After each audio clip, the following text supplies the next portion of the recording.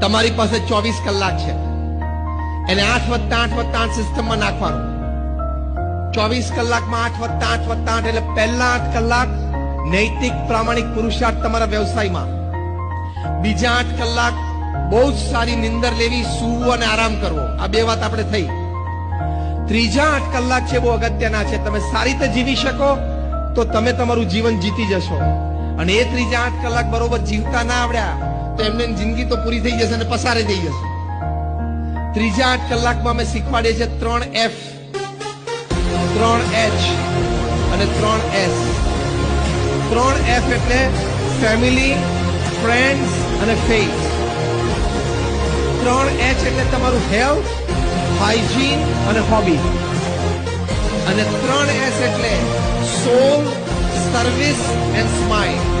આ 9 ડિપાર્ટમેન્ટમાં તમારા ત્રીજા